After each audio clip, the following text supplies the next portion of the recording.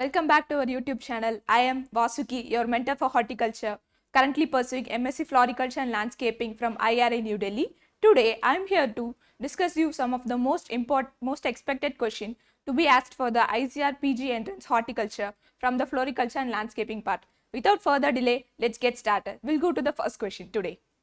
Hydrangea macrophylla bears red or pink color flowers in which soil? The question here about this Hydrangea macrophylla. What is the specialty of Hydrangea macrophylla?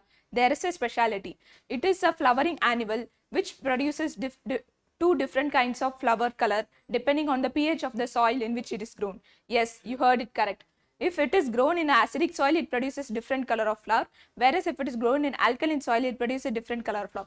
That is the specialty of Hydrangea. So the question here is, Hydrangea macrophylla produce red or pink color flower in which of the soil?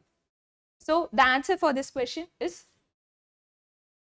alkaline soil. Let me explain you about this question in the next slide.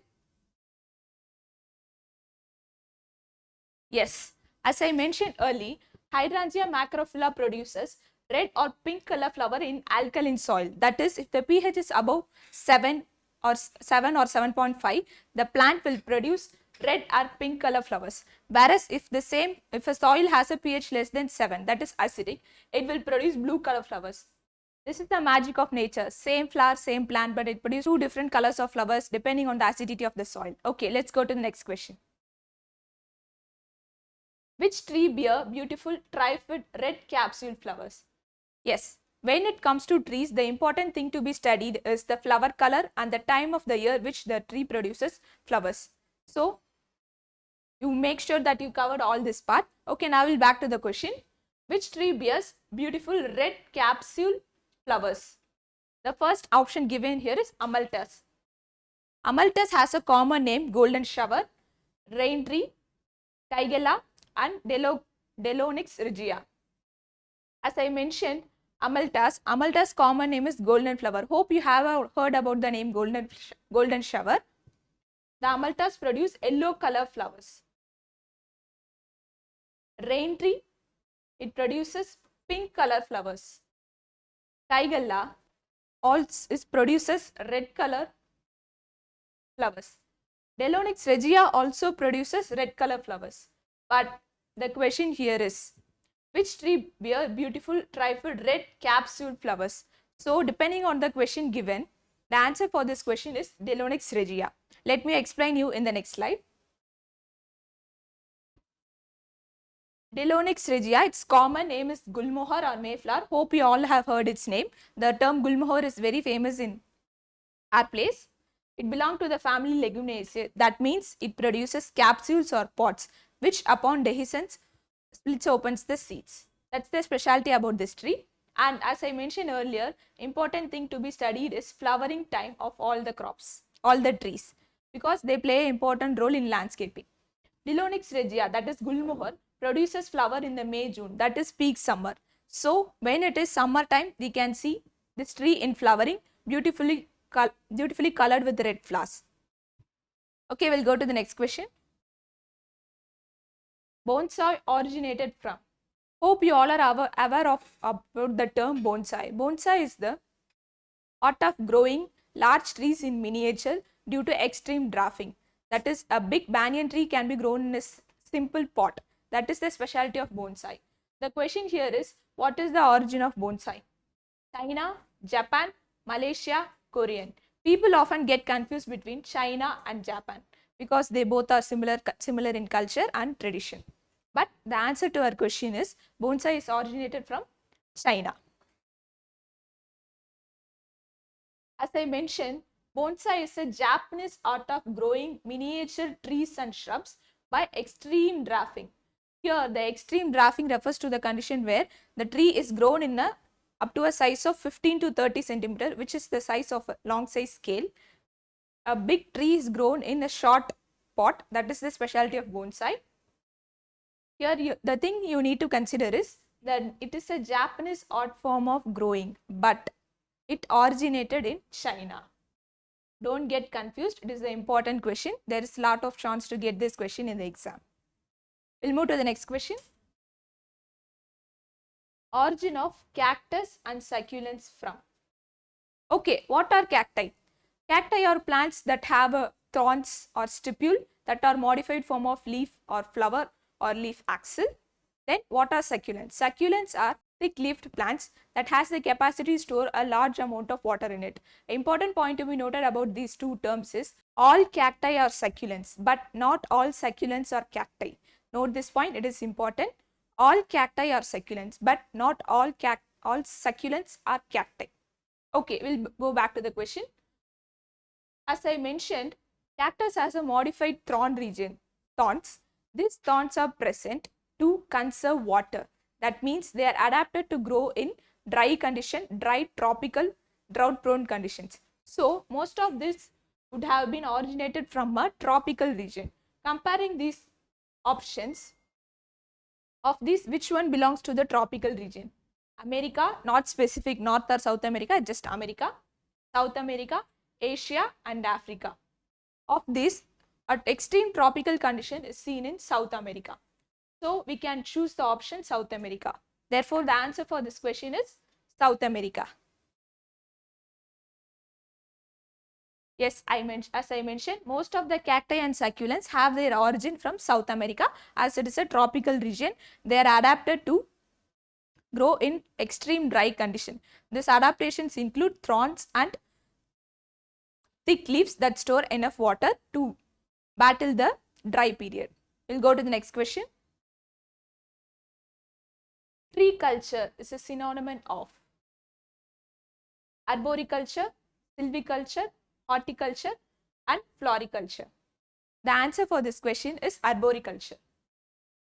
Let me explain you in a detail in the next slide.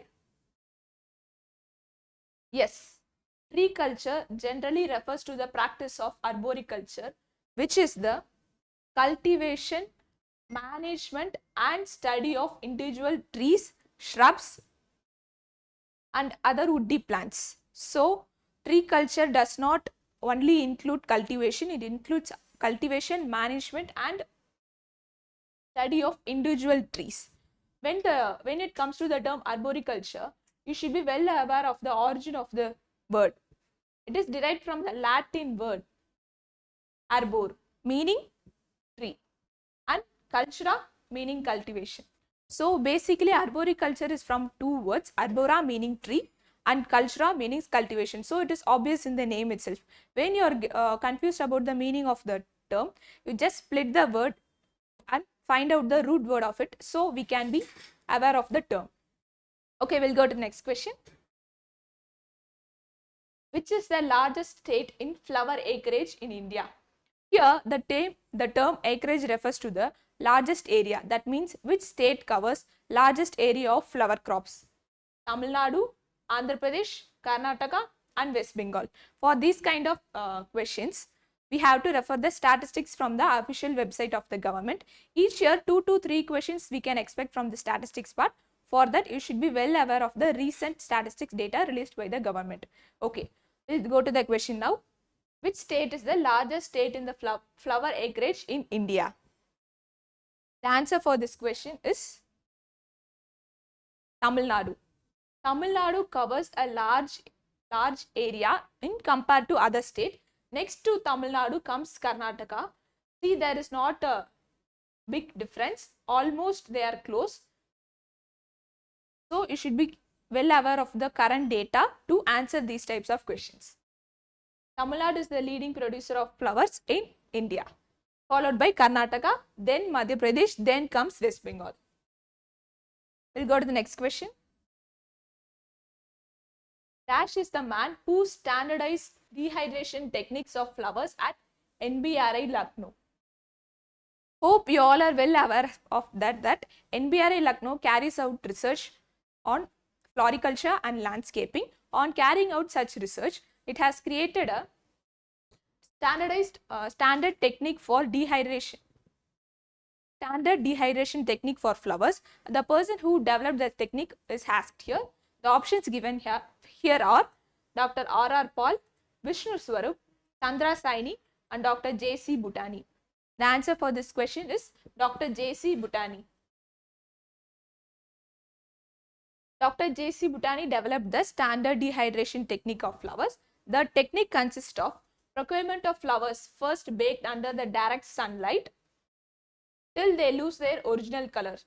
These flowers lose their original color on exposure to sunlight. They are dried in the sunlight. Then they are fumigated with acid and bleaching powder to avoid the attack of pests and pathogens. Then they are dripped in lime water and salt, dried and cut into desired shape by the artist. It has been a standard method for dehydration of flowers and it has been developed by Dr. J.C. Botany at NBRI Lucknow. We'll go to the next question. CO2 concentration in greenhouse for rose cultivation should be. As you all know, for the cultivation of rose in greenhouse, there are certain standards have to be maintained like the temperature, light, humidity and the CO2 concentration. Optimum CO2 concentration is required to produce maximum yield. Therefore, CO2 must be kept in control to get maximum yield. What is the CO2 concentration for rose cultivation in greenhouse? That's the question here. 1500 ppm, 700 ppm, 1000 to 1500 ppm, below 500 ppm. For these kind of questions, you need not to be well aware of the exact data, but you should know the range. Within this range, the CO2 concentration is optimum. So they are expecting this type of answer from you. The answer for this question is 1000 to 1500 ppm. Yes, as I mentioned, 1000 to 1500 ppm has been 1000 to 1500 ppm has been reported as the standard optimum CO2 concentration for in greenhouse cultivation of rose to obtain maximum yield. We'll go to the next question. Which is not an intangible enrichment item? These types of questions are given to confuse you. Look carefully into the question. The question here is not an intangible enrichment item. Here, not is a negative word, in is also a negative word. So when two negatives are given, that becomes a positive word. So the question here is, which one is a tangible enrichment item? Instead of asking the straight question, which is an intangible item, they have given it in an indirect manner like not a intangible item. These kind of words and questions are given to confuse you. So be aware of it and careful while reading the question and don't answer in a hurry. Now we'll go to the question, which is not an intangible enrichment item. The options given here are fragrance, wind whistling, sundial and moving birds.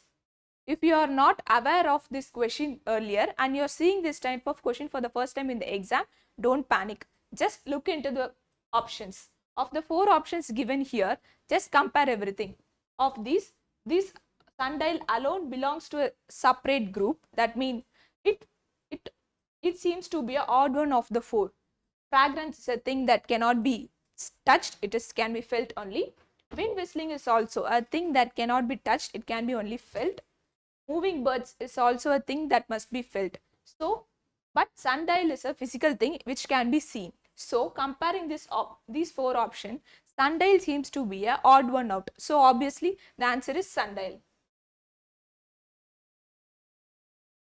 Yes, as I earlier mentioned, tangible item refers to the objects that can be touched, that are physical and that can be touched. Example, water, animals, rocks, etc. Whereas intangible items, objects that cannot be touched and only can be felt, like the fragrance, sound of waterfall, light, color, etc. While constructing a garden, both tangible items and intangible items should be taken into consideration for successful establishment of a garden. Okay, we'll go to the next question. Total area under flower crops in the world is about -million hectare. As I mentioned earlier, every year we can expect 2 to 3 questions from the statistics part, and for this you must be well aware of the recent statistic data released on the web. We'll go to the question now. Total area under flower crops in the world. The answer for this question is 0.25 million hectare. That is, the total amount of flower area covering flower crops is 0.25 million hectare. Be well aware of these numbers. There is a high chance of getting these type of questions in the exam. Okay. India is the largest producer of dash. You all are well aware of that. You will all be well aware of the fact that agriculture is the backbone of India and majority of the India's population depends on agriculture. So, and India is a producer of large number of agricultural commodities. So, the question here is, India is the largest producer of which of the following? Dry ornamentals, cut greens, cut flowers and loose flowers. The answer for this question is loose flowers. Loose flowers is also known as traditional flowers that is mostly offered to the god. So, India being a country and religiously diverse country, loose flowers are major produce of India as they are offered to god. Yes, as I mentioned, India is the largest producer of loose flowers. These loose flowers include jasmine, marigold, chrysanthemum, etc. Okay, Kochia is a dash. When these types of questions come, that like annuals, the thing you need to cover in annuals is whether the crop is foliage or flowering annual and that which season the annual belongs to. There are basically 3 seasons for annuals: summer season, winter season and rainy season. Meaning if summer season annuals are sown during the summer and they are suitable for the high temperature and they can grow in that time. That's the groups come under summer season annual. Whereas winter season annuals are crops that are sown during the beginning of the winter and they can withstand the cold temperature and produce flowers. Such crops comes under the winter annual category. Whereas rainy season annual covers the crops that are sown during the beginning of monsoon season and grow well during the rainy season. These are the 3 types of annuals you need to be well aware of it. Now back to the question. Kochia is a dash annual. The answer for this question is Kochia is a summer season annual, meaning Kochia is sown during the beginning of summer and it produces and it is grows well during the high temperature of summer. Let us know more about Kochia in next slide. Yes, as I mentioned, Kochia is a foliage annual, which means it is grown for its ornamental foliage and it does not produce any flowers.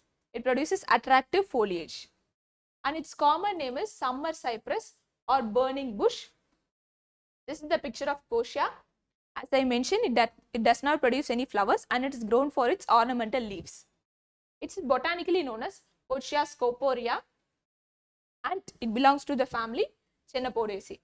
Therefore, when it comes to annuals, these are the things you need to be aware of it. Common name, whether it is foliage annual or flowering annual and what type of flower the annuals produce. Then their common name, their botanical name and their family. We'll go to the next question. Jalar is the cultivar of which of the following crop? Gaillardia, aster, gerbera and chrysanthemum.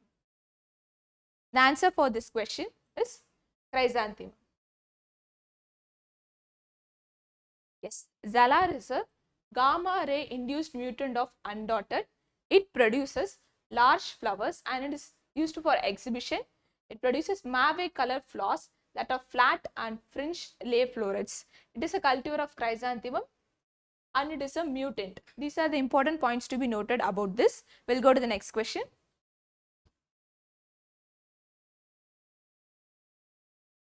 IXL is an important rootstock of. Rootstock plays an important role in the propagation of many of the floriculture crops like rose, jasmine, bougainvillea, etc. as most of them are vegetatively propagated. Hence, rootstocks are important to be studied. Here, IXL is an important rootstock of which of the following crop? The answer for this question is rose. Yes. Rose has a wide range of rootstocks and different types of rootstocks are used in different parts of India for different reasons. Some for disease resistant, some for cold tolerance, some for hardy drought resistance. So when it comes to rose, rootstocks are important topics to be covered. We'll go to the next slide. Salt of which element is detrimental to flower longevity? What is flower longevity? Flower longevity refers to the period of time the flower remains fresh in the vase. So, presence of certain elements or salts in the vase water is detrimental to the flower longevity. What is those salts? The answer for this question is Na. That is, presence of sodium in the vase, water of the vase is drastically reduces the flower longevity. Therefore, it is important to use water that has minimum sodium or no sodium to ensure the maximum longevity of the flowers. Yes. Sodium is detrimental to the flower longevity. We'll go to the next question. Enfleurage is mainly followed in. First of all, what is enfleurage? Enfleurage is a oil extraction method using fat, that is solid animal fat. Enfleurage is used for extraction of oil in which of the following? Vegetables, flowers, herbs, or roots? The answer for this question is flowers. Enfleurage, also known as cold fat extraction, is a method of essential oil extraction for delicate flowers like jasmine. Because jasmine is a delicate flower and use of other methods like steam distillation, water distillation will cause damage to the delicate floral parts. So, enfleurage acts as a optimum suitable extraction method for jasmine oil. Hence, enfleurage highly used for extraction of jasmine oil. We'll go to the next question. Measure of degree of excellence or degree of acceptability by the consumer is termed as. When a product reaches a consumer, the consumer has certain standards to assess the product.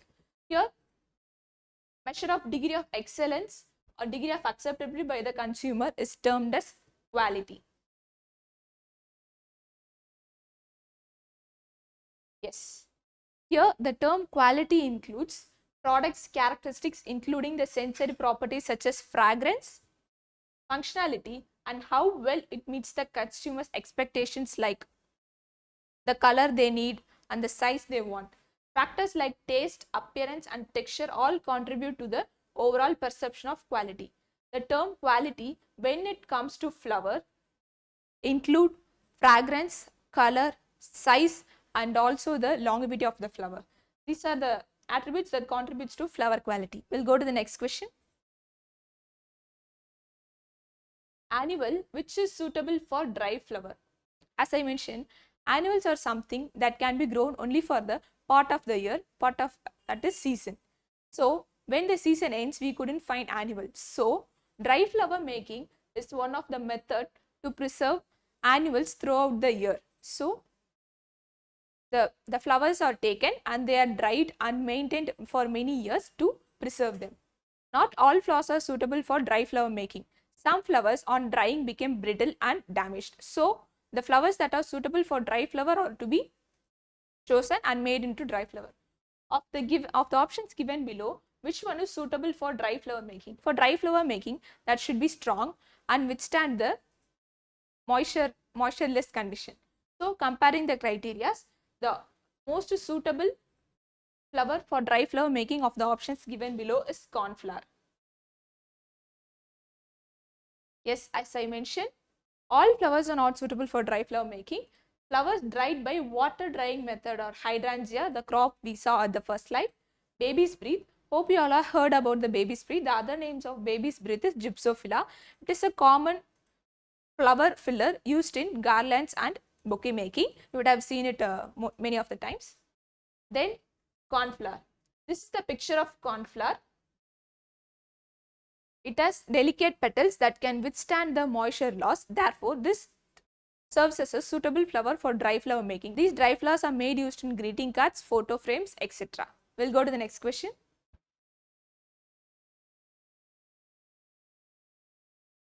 Transfer of young seedlings to another plant or tray is called transplanting, pricking, plucking, and picking. See in the question, transfer of young seedlings, everyone will definitely choose transplanting. But the thing to be seen here is transfer of young plants to another pot or tray is called. Here, transplanting is the term used to mention the process of transferring plant from the nursery to the main field. Here, the word main field is not even mentioned. So, transplanting is not the answer for this question. Many people often get confused on seeing the first option, and without going to going to these other option, they directly pick the option transplanting. That's the wrong thing. You need to carefully answer. You need to carefully see all the options given in the question. So we will eliminate transplanting. Transplanting is not the answer. Of the three given below, see all the options carefully. Pricking, plucking, and picking. So the answer for this question is pricking. Yes, as I mentioned, pricking is the process of carefully separating and moving seedlings from a seed bed or a tray to individual pots or cells to allow them for more space to grow. This practice helps prevent overcrowding, promotes healthy root development, and ensures stronger plants for later transplanting to the field. So the point here to be noted is pricking is a stage that comes before transplanting. Pricking gets the plants ready for transplanting and make the roots stronger so that during transplantation there won't be any problem. We'll go to the next question.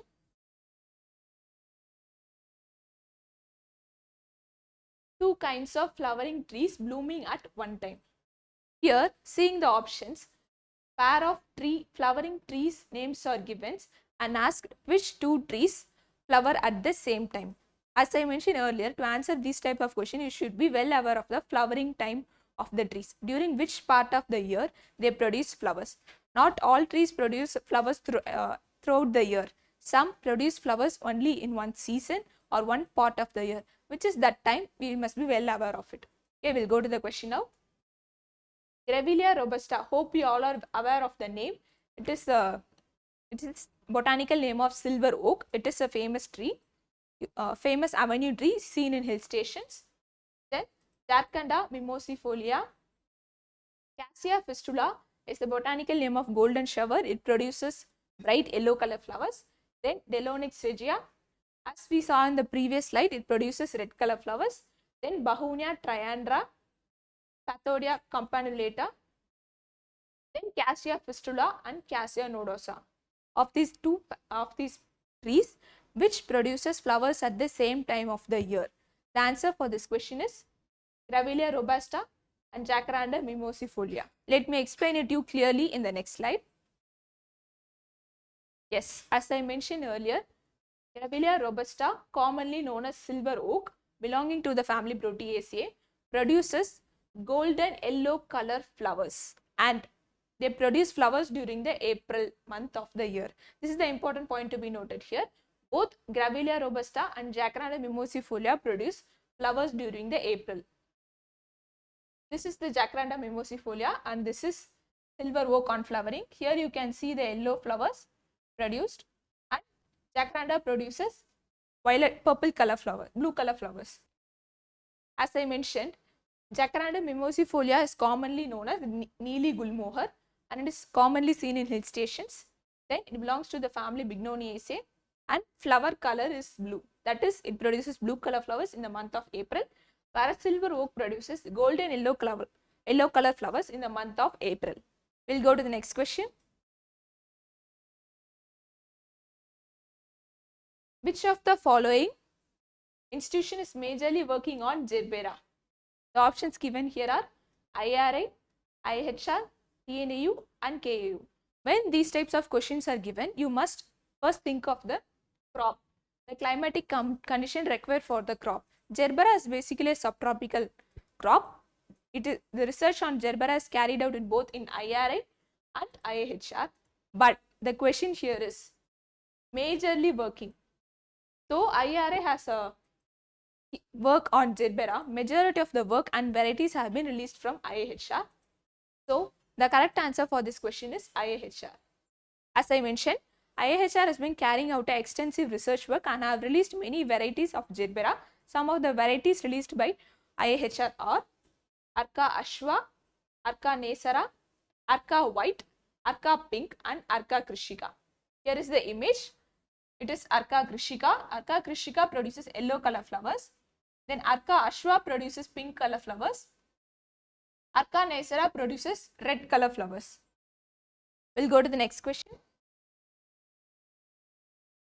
Pinjur garden is dash type of garden. You must be all well aware of the types of gardens. three styles of garden basically, which is formal style, informal style and freestyle. Then there are different types of gardens like Japanese garden, Mughal garden, Italian garden, Persian garden, etc. Of these different types of garden, Pinjur garden is located in Haryana. Pinjur garden located in Haryana belongs to which of the style? Mughal style, Rajasthani, Japanese or informal? The answer for this question is Mughal garden. Yes. Farai Khan built Pinjur garden at Haryana. The important point to be noted here is Pinjur garden is located in Haryana and it was built by Farai Khan. As I mentioned, it is a Mughal style. See, it has a symmetrical pattern. Most of the Mughal gardens are symmetrical or symmetrical in pattern. We'll go to the next question. Dash garden is called heaven of man. As I mentioned earlier, there are different types of garden. Certain names have been given for certain gardens. Here, which garden is called as heaven of man? Roman garden, French garden, Japanese garden and Persian garden. The answer for this question is Roman garden. Yes, Roman garden is mentioned as heaven of man and it uses heavy machinery features. This is the example. This is the picture of Roman garden. We'll go to the next question.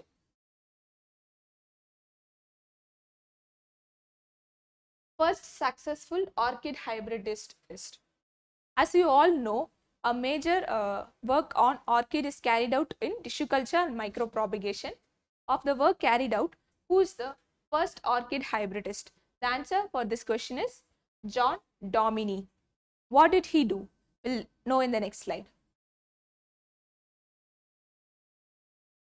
John Dominy in the year 1852 developed the first artificial hybrid Calanthe domini, which has been named after him. He developed it by crossing Calanthe masuca and Calanthe furcata. Therefore, the important point to be noted here is first orchid hybridist is John Dominy and the hybrid first developed was Calanthe domini. I'll go to the next question. Kachnar, botanically known as Bahunia variegata, is associated with dash. In our ancient literature, each flower has been associated with each god. Like Lord Krishna is associated with Parijat and Kadamba. Like that, the flower Kachnar, which is Bahunia variegata, has been associated with the goddess. Who is that goddess? The options given here are Saraswati, Vishnu, Shiva and Gauri. The answer for this question is Saraswati. Yes, as I mentioned earlier, in our ancient literature, each god has been associated with each flower. Lord Vishnu and goddess Lakshmi are associated with lotus, whereas Lord Shiva is associated with Semmul, botanically Bombyx cibia, and as I mentioned earlier, goddess Saraswati is associated with Kachnar. This is the picture of Kachnar. It produces pink color flowers. It is botanically known as Bahunia variegata. And goddess Kali is associated with Amaranthus. We'll go to the next question. Which variety of Gerbera is suitable for open field cultivation? Arka Ashwa, Arka Pink, Arka Krishika, Arka Red. All the four options given here are Arka varieties, which means they all have been released by IHR. But the point to be noted here is which one is suitable for open field condition. Not all varieties can be grown in open field. Not all varieties can be grown in greenhouse. There are certain varieties that grow and thrive well in open field condition and certain varieties that are best suited for greenhouse condition. Considering this condition, which variety is best suited for open field condition? The answer for this question is Arka Krishika. Yes, as I mentioned, Arka Krishika is a variety released in the year 2014. It has been developed through half sip selection. Then it produces 3.6 flowers per month and it has a moderate resistance to thrips, and the important point to be noted here is it is suitable for open condition and it is used for cut flower and floral decoration. Therefore, when a question is given like which flower will you suggest for open field cultivation, the answer is Arca krishika, whereas other varieties are suited for greenhouse conditions. We'll move to the next question. Which marigold is called sweet-scented marigold? As we all know, Tagetes erecta and Tagetes patula are two important species of marigold.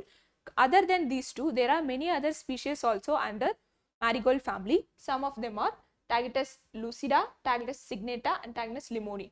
Of this, which one has a common name of sweet-scented marigold? The answer for this question is Tagetes lucida.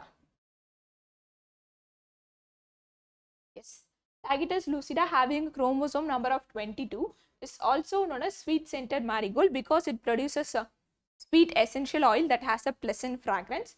Therefore, it is called sweet-scented marigold. Then it is a perennial crop.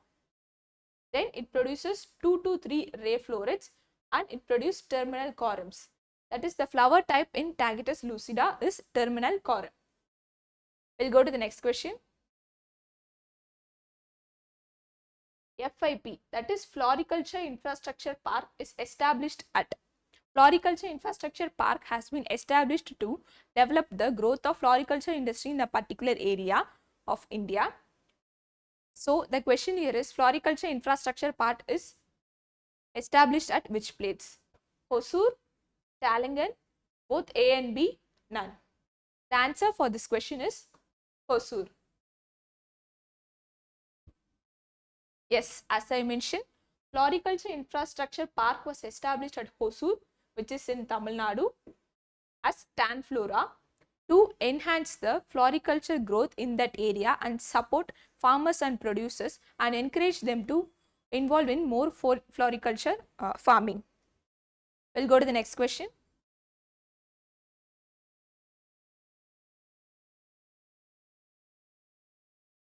Flower capital of the world.